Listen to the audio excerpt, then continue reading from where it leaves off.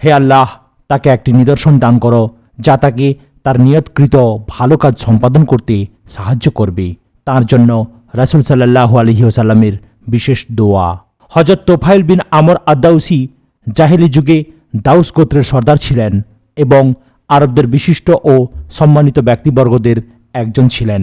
তাছাড়াও আরবদের উল্লেখযোগ্য বীরদের তালিকায় তিনিও ছিলেন।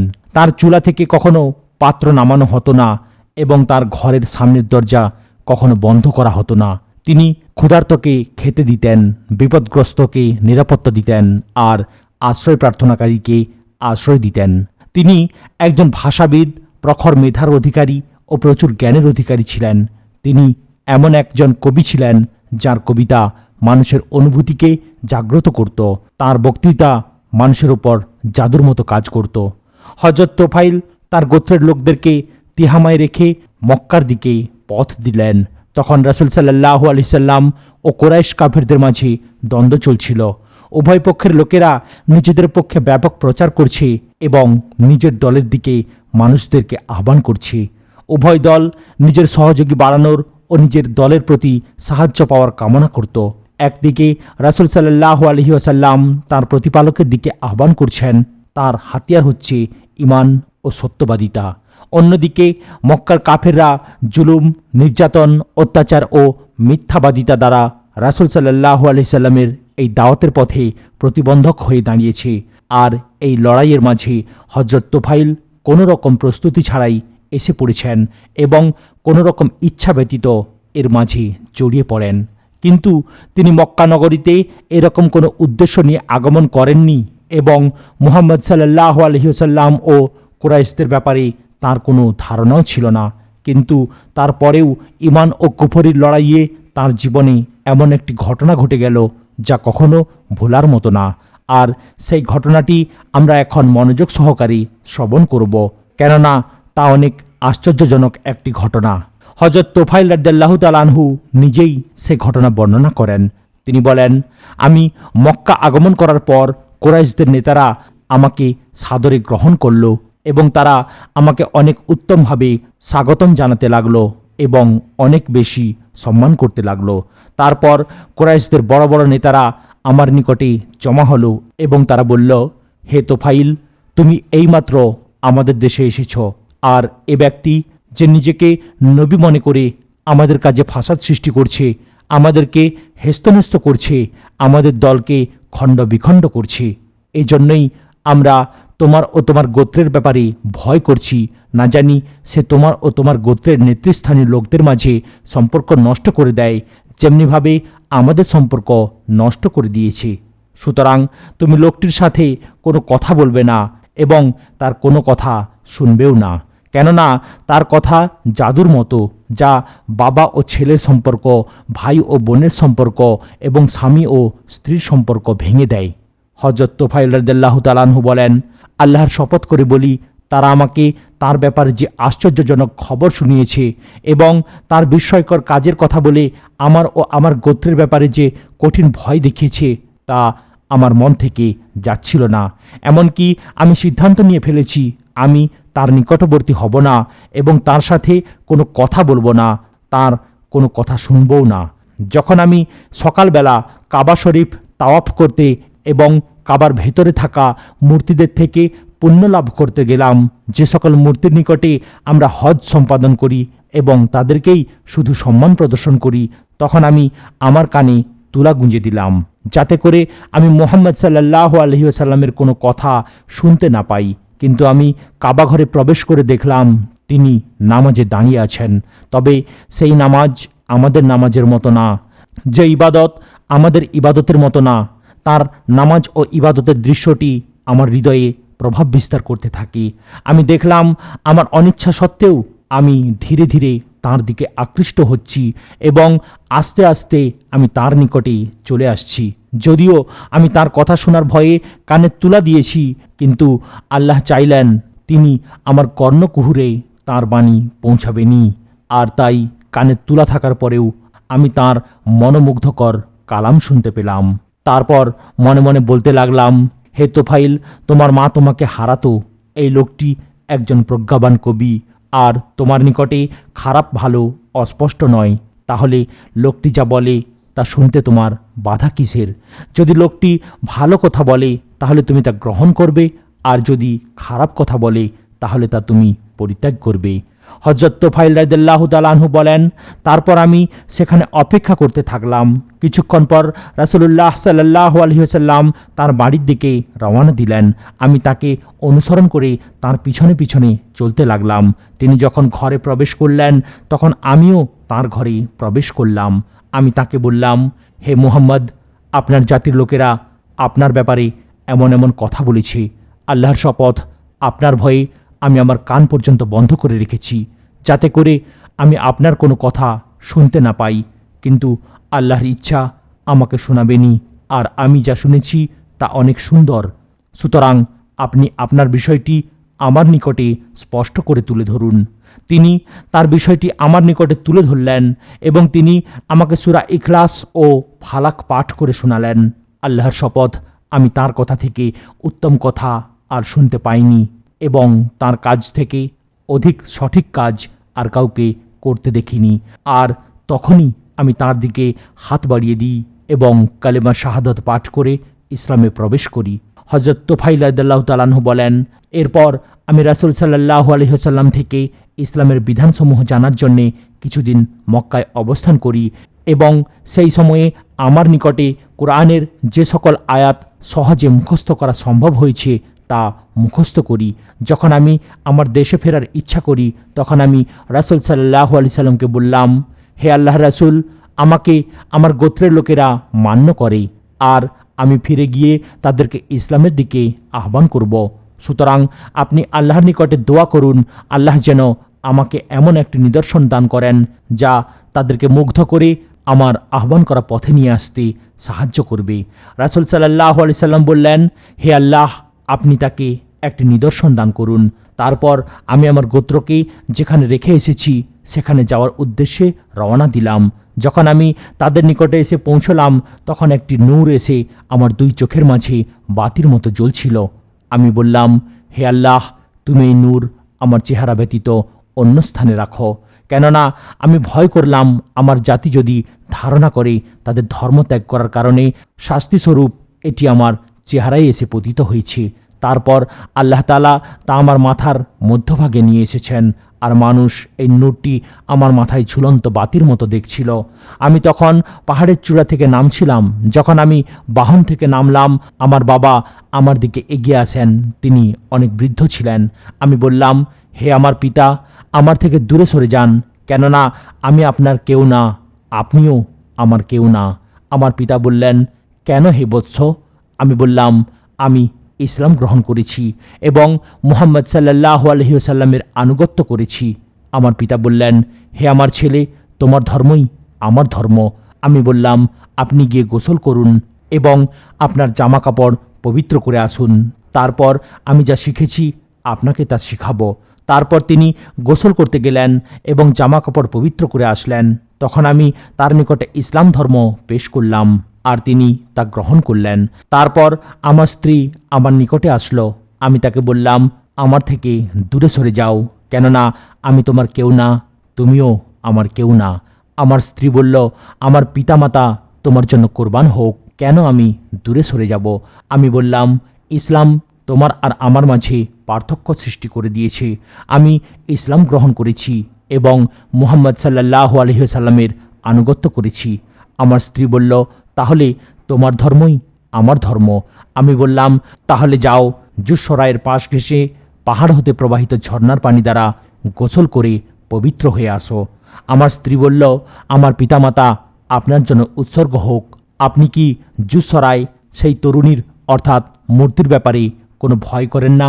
আমি বললাম, তোমার ও জুসরায়ের জন্যে ধ্বংস। তুমি যাও, মানুষ থেকে দূরে গিয়ে গোসল করে আসো। আমি তোমার জিম্মাদার, ওই বোবা পাথরের মূর্তিটি তোমার কিছুই করতে পারবে না। তারপর সে গিয়ে গোসল করে আসলো। তখন আমি তার নিকটে ইসলাম ধর্ম পেশ করলাম আর সেটা গ্রহণ করল। তারপর আমি দাউস গোত্রের লোকদেরকে ইসলামের দিকে আহ্বান করলাম। আবু হুরায়রা ব্যতীত সকলেই আমার আহ্বানে সাড়া দিতে অনেক দেরি করে, তবে আবু হুরায়রা আমার ডাকে সাড়া দিয়ে সবার আগে ইসলাম গ্রহণ করেন। হযরত তোফাইল রাদিয়াল্লাহু তাআলা আনহু বলেন, তারপর আমি রাসূল সাল্লাল্লাহু আলাইহি সাল্লামের সাথে সাক্ষাৎ করতে মক্কায় গমন করি। আমার সঙ্গে আবু হুরায়রাও মক্কায় আসেন। রাসূল সাল্লাল্লাহু আলাইহি সাল্লাম আমাকে বললেন, তোমার গোত্রের কি অবস্থা? আমি বললাম, তাদের অন্তরে কঠিন কুফরি রয়েছে, যা সত্যের পথে অন্তরাল হয়ে দাঁড়িয়েছে, যার কারণে দাউস গোত্রের মাঝে গুনাহ ও অবাধ্যতা প্রাধান্য পেয়েছে। এটি শুনে রাসূল সাল্লাল্লাহু আলাইহি সাল্লাম উজু করার জন্যে উঠে গেলেন। অজু করার পর তিনি 2 রাকাত নামাজ আদায় করলেন। তারপর আসমানের দিকে 2 হাত উঁচু করেন। হযরত আবু হুরায়রা বলেন, আকাশের দিকে রাসূল সাল্লাল্লাহু আলাইহি সাল্লামের হাত তোলা দেখে আমি ভয় পেয়েছি, না জানি রাসূল সাল্লাল্লাহু আলাইহি সাল্লাম আমার জাতির বিরুদ্ধে বদদোয়া করেন আর এতে তারা ধ্বংস হয়ে যাবে। আমি বলতে লাগলাম, হায় আমার জাতি। কিন্তু রাসূল সাল্লাল্লাহু আলাইহি সাল্লাম বলতে লাগলেন, হে আল্লাহ, তুমি দাউস গোত্রকে হেদায়েত দান করো। হে আল্লাহ, তুমি দাউস গোত্রকে হেদায়েত দান করো। হে আল্লাহ, তুমি দাউস গোত্রকে হেদায়েত দান করো। তারপর রাসূল সাল্লাল্লাহু আলাইহি সাল্লাম তোফাইলকে লক্ষ্য করে বললেন, তুমি তোমার জাতির নিকটে ফিরে যাও, তাদের সাথে সুন্দর ব্যবহার করো এবং তাদেরকে ইসলামের দিকে ডাকতে থাকো। হযরত তোফাইল রাদিয়াল্লাহু তাআলা আনহু বলেন, রাসূল সাল্লাল্লাহু আলাইহি সাল্লামের থেকে বিদায় নিয়ে আমি আমার এলাকায় ফিরে গেলাম। দাউসের ভূমিতে ফিরে যাওয়ার পর আমি দাওয়াতের কাজে মগ্ন হই। আমি দীর্ঘ সময় ধরে টানা ইসলাম প্রচারের কাজ করি। এর মধ্যে একদিন রাসূল সাল্লাল্লাহু আলাইহি সাল্লাম নিজ মাতৃভূমি মক্কা ত্যাগ করে মদিনায় হিজরত করেন। আর এরই মাঝে পেরিয়ে গেল বদর, উহুদ ও খন্দকের যুদ্ধের মতো ইসলামের ইতিহাসের সবচেয়ে স্মৃতিময় ও স্মরণীয় যুদ্ধগুলো। তারপর একদিন আমি দাউস এলাকা থেকে 80টি পরিবার নিয়ে রাসূলুল্লাহ সাল্লাল্লাহু আলাইহি সাল্লামের নিকটে আসি, যারা প্রত্যেকেই ইসলাম গ্রহণ করেছে এবং ইসলাম অনুসারে তাদের জীবন গড়েছে। এতে রাসূল সাল্লাল্লাহু আলাইহি সাল্লাম অত্যন্ত খুশি হলেন এবং অন্য মুসলমানদের মতো আমাদের জন্যেও খাইবারের গনিমতের অংশ নির্ধারণ করলেন। আমি বললাম, হে আল্লাহর রাসূল, আপনি আমাদেরকে প্রত্যেক যুদ্ধে আপনার ডান পার্শ্বে রাখুন, অর্থাৎ বিশেষ বাহিনী হিসেবে রাখুন, আর আমাদের একটি নির্দিষ্ট প্রতীক নির্ধারণ করুন। তারপর থেকে মক্কা বিজয় হওয়া পর্যন্ত আমি রাসূল সাল্লাল্লাহু আলাইহি সাল্লামের সাথেই ছিলাম। আমি বললাম, হে আল্লাহর রাসূল, আপনি আমাকে জুলকাফাইনে প্রেরণ করুন, যাতে করে আমি আমর বিন হামামার মূর্তিটি পুড়িয়ে ফেলতে পারি। রাসূল সাল্লাল্লাহু আলাইহি সাল্লাম আমাকে এ কাজে অনুমতি প্রদান করলেন। যখন হযরত তোফাইল রাদিয়াল্লাহু তাআলা আনহু সেখানে পৌঁছলেন এবং তা পুড়িয়ে ফেলার ইচ্ছা করলেন, তখন পুরুষ, মহিলা ও শিশু নির্বিশেষে সেখানে এসে জড়ো হলো। তারা মনে মনে হযরত তোফাইল রাদিয়াল্লাহু তাআলা আনহুর ধ্বংস কামনা করতে লাগলো। এই মূর্তি ধ্বংস করতে গেলে হযরত তোফাইলের উপর কঠিন গজব আছড়ে পড়বে, এরূপ কিছু দেখার জন্য তারা অপেক্ষা করতে লাগলো। অন্যদিকে হযরত তোফাইল মূর্তিটির হাজার হাজার পূজকদের সামনেই মূর্তিটির দিকে এগিয়ে গিয়ে তার গায়ে আগুন ধরিয়ে দিলেন। আগুন প্রজ্বলনকালে তিনি ছন্দে ছন্দে আবৃত্তি করতে লাগলেন, হে জুলকাফাইন, আমরা তোর পূজা করি না। আমাদের জন্ম তোর জন্মের পূর্বে, তাই এটা করা শোভাও পায় না। আমি তোর গায়ে আগুন ধরিয়ে দিয়েছি, পারলে প্রতিশোধ নে না। আগুন মূর্তিটিকে জ্বালিয়ে ছাই করে দিয়েছে আর সাথে সাথে জ্বালিয়ে শেষ করে দিয়েছে দাউস গোত্রের শিরক ও সব অপকর্ম। মূর্তির এই করুণ দৃশ্য দেখে দাউসে বসবাসরত সমগ্র জাতি ইসলাম গ্রহণ করে মুসলমান হয়ে গেল। এই ঘটনার পর থেকে তোফাইল রাদিয়াল্লাহু তাআলা আনহু রাসূল সাল্লাল্লাহু আলাইহি সাল্লামের সাথে অবস্থান করতে থাকেন। তিনি ওই দিন পর্যন্ত রাসূল সাল্লাল্লাহু আলাইহি সাল্লামের সংস্পর্শে ছিলেন, যেদিন রাসূল সাল্লাল্লাহু আলাইহি সাল্লাম তাঁর প্রতিপালকের নিকটে চলে গেলেন। যখন খেলাফতের দায়িত্ব হযরত আবু বকর রাদিয়াল্লাহু তাআলা আনহুর হাতে আসে, তখন তিনি নিজের জান, মাল ও সন্তানদেরকে খলিফার নির্দেশে কোরবানি করতে প্রস্তুত হয়ে গেলেন। ইসলাম ও ইসলামী রাষ্ট্রের অস্তিত্ব রক্ষার্থে রিদ্দার যুদ্ধের ডাক আসলে মুসলিম সৈন্যদের মধ্যে যারা মুসাইলামাতুল কাজ্জাবের বিরুদ্ধে আল্লাহর পথে জিহাদ করতে বের হলেন, তিনি তাদের অগ্রভাগে অবস্থান নিয়েছিলেন। তার সাথে তার ছেলে আমরও এই যুদ্ধে অংশগ্রহণ করলেন। ইয়ামামার দিকে যুদ্ধযাত্রার পথে এক রাতে তিনি এক আশ্চর্যজনক স্বপ্ন দেখলেন। তিনি তার সাথীদেরকে বললেন, আমি একটি স্বপ্ন দেখেছি, তোমরা আমাকে এর ব্যাখ্যা করে দাও। তারা বলল, তুমি কি দেখেছ? তিনি বললেন, আমি দেখেছি আমার মাথা মুন্ডানো হয়েছে আর একটি পাখি আমার মুখ দিয়ে বের হয়ে গেছে। এরপর একজন মহিলা আমাকে তার পেটের ভেতরে ঢুকে ফেলছে এবং আমার ছেলে আমর আমাকে তন্ন তন্ন করে তালাশ করতে লাগলো, কিন্তু তার মাঝে আর আমার মাঝে একটি প্রতিবন্ধক করে দেয়া হলো, যা তাকে আমার নিকটে আসতে দিচ্ছে না। তারা বলল, আল্লাহ আপনার ভালো করুক। আমি বললাম, জেনে রাখো, আল্লাহর শপথ, আমি এর ব্যাখ্যা করে ফেলেছি। আমার মাথা মুন্ডানো হয়েছে, এর ব্যাখ্যা হচ্ছে আমার মাথা কেটে ফেলা হবে। আর যে পাখি আমার মুখ দিয়ে বেরিয়ে গেছে তা হচ্ছে আমার রূহ। আর যে মহিলা আমাকে তার পেটে ঢুকিয়ে ফেলেছে তা হচ্ছে জমিন, যার পেটে আমাকে দাফন করা হবে। যার কারণে আমি একান্তভাবে আশাবাদী, অবশ্যই আমি শাহাদত বরণ করব। আর আমার ছেলে আমর আমাকে অন্বেষণ করবে, অর্থাৎ সে আমার ন্যায় শাহাদত বরণ করতে প্রাণবাজি রেখে যুদ্ধ করবে, যে শাহাদত দ্বারা আল্লাহ তাকে সৌভাগ্যবানদের অন্তর্ভুক্ত করবে। কিন্তু তা এই যুদ্ধে না, বরং অন্য আরেকটি যুদ্ধে সে লাভ করবে। ইয়ামামের যুদ্ধে জলিলুল কদর সাহাবি হযরত তোফাইল বিন আমর আদ-দাউসি শত্রুদের মারাত্মক আক্রমণের শিকার হলেন। তিনি শত্রুদের পক্ষ থেকে এত মারাত্মক আঘাতপ্রাপ্ত হলেন যে যুদ্ধের ময়দানেই তিনি শহীদ হয়ে মাটিতে লুটিয়ে পড়েন। আর তাঁর ছেলে আমর রাদিয়াল্লাহু তাআলা আনহু শত্রুদেরকে তীব্র আক্রমণ করে। অবশেষে শত্রুদের আঘাতে আঘাতে তিনিও দুর্বল হয়ে পড়লেন। শত্রুরা তাঁর ডান হাত কেটে ফেলে। যুদ্ধ শেষে হযরত আমর রাদিয়াল্লাহু তাআলা আনহু তাঁর পিতা ও নিজ কর্তৃত হাত ইয়ামামার মাটিতে দাফন করে মদিনায় ফিরে আসেন। হযরত উমর বিন খাত্তাব রাদিয়াল্লাহু তাআলা আনহুর খেলাফতকালে একদিন হযরত আমর বিন তোফাইল তার নিকটে আগমন করেন। তখন উমর রাদিয়াল্লাহু তাআলা আনহুর জন্যে খাবার নিয়ে আসা হলো। মানুষেরা তার নিকটে বসা ছিল। তিনি সবাইকে খানা খাওয়ার জন্যে আহ্বান করলেন, কিন্তু হযরত আমর রাদিয়াল্লাহু তাআলা আনহু খাওয়া থেকে বিরত থাকলেন। হযরত উমর রাদিয়াল্লাহু তাআলা আনহু তাকে বললেন, তোমার কি হলো? মনে হয় তোমার ডান হাত না থাকায় লজ্জায় তুমি খাদ্য গ্রহণ করছো না। হযরত আমর রাদিয়াল্লাহু তাআলা আনহু বললেন, জি আমিরুল মুমিনিন। হযরত উমর রাদিয়াল্লাহু তাআলা আনহু বললেন, আল্লাহর শপথ, আমি এই খাদ্যের স্বাদ ততক্ষণ পর্যন্ত গ্রহণ করব না যতক্ষণ না তুমি তোমার কর্তৃত হাত দ্বারা এই খাদ্য ঘেঁটে দিবে। আল্লাহর শপথ, আমাদের মধ্যে তুমি ব্যতীত কেউ এমন নেই যার কিছু অংশ জান্নাতে চলে গেছে। এই কথা দ্বারা তিনি কর্তৃত হাতকে বুঝিয়েছেন।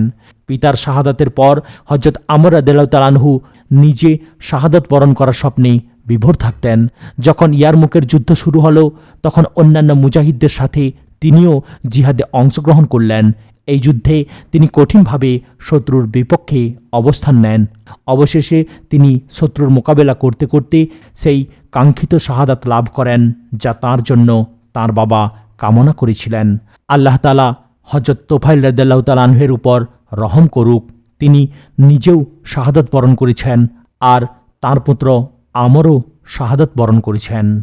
আজ এখানে সমাপ্ত হল সাহাবীদের জীবনচিত্রের পরবর্তী সাহাবী হযরত আব্দুল্লাহ বিন হুজাফা আস-সাহমি রাদিয়াল্লাহু তাআলা আনহুর ঘটনা শুনতে গেলে চ্যানেলটিকে সাবস্ক্রাইব করুন, লাইক, কমেন্ট এবং শেয়ার করতেও ভুলবেন না।